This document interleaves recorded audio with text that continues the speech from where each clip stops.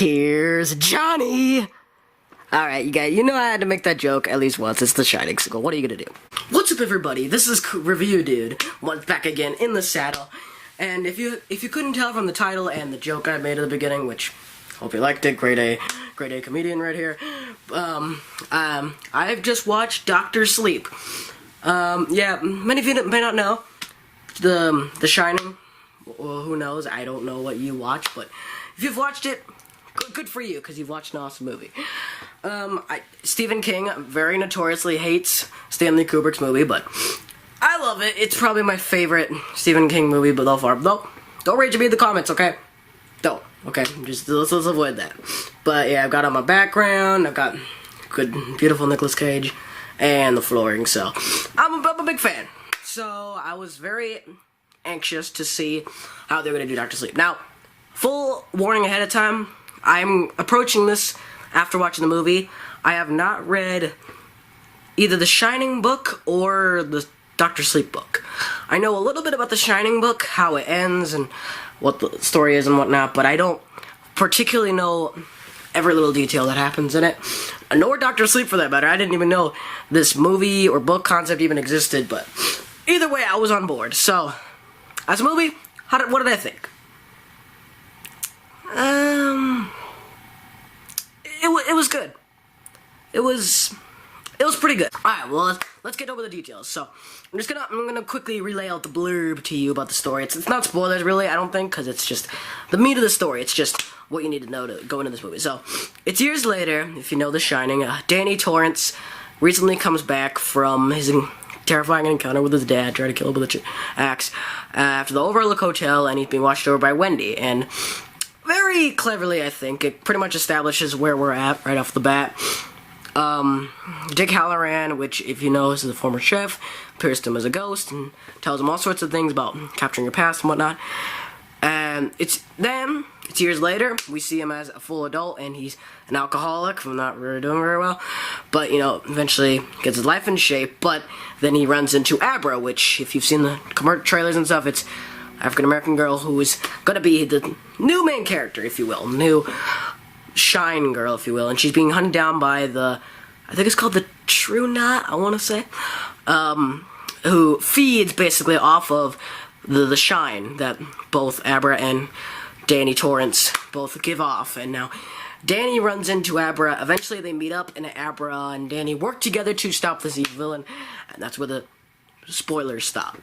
So, good things about the movie. Weirdly enough, any scene that involves Danny or Abra, those two actors, they nailed it in this movie. I will say also the villain actress, I think it's Rose the Hat, she did do pretty good in it. I definitely bought into that she was a crazy, messed up psycho up there. But, yeah, it's really Ewan McGregor and, I actually don't know the little young actress who plays Abra, but she did a good job as well. I loved that.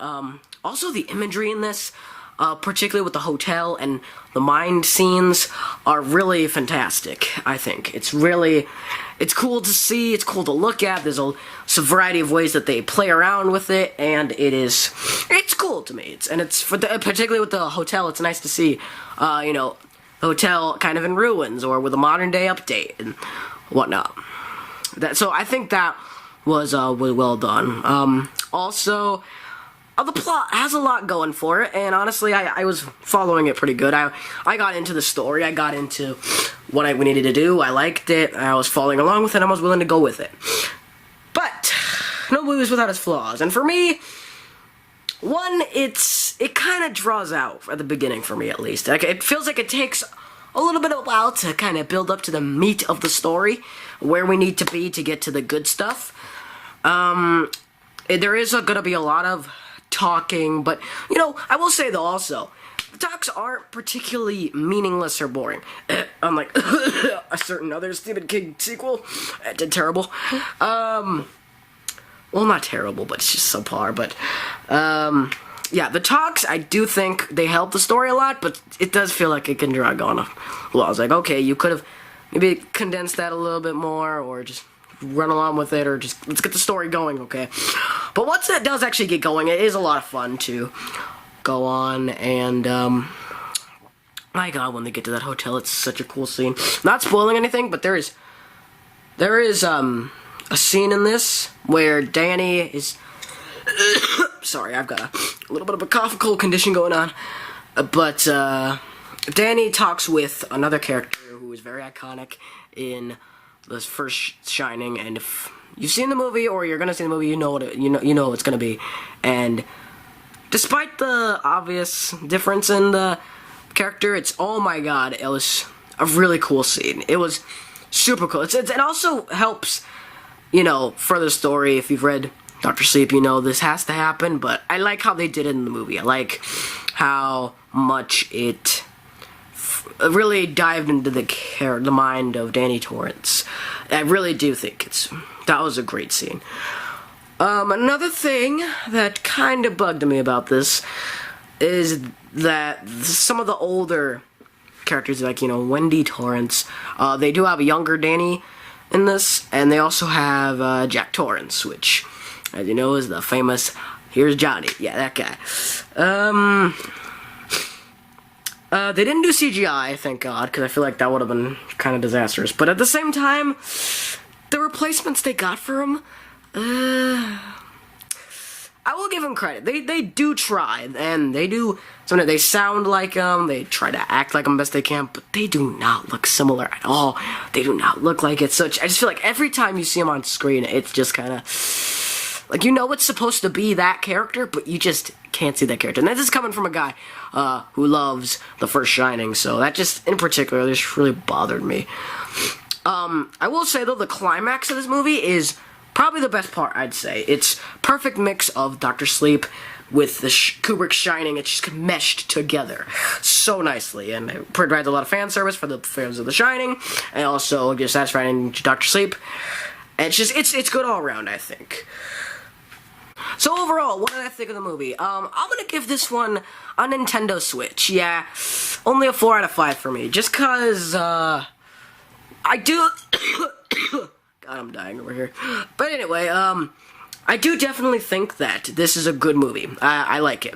I don't think it's a mega blockbuster, I would say, that everyone, says it is, but I did have a good time with it. I did have a good time as a fan of The Shining, and someone who's just interested in the story in general. It gave me enough for, I'm like, yeah, I like that.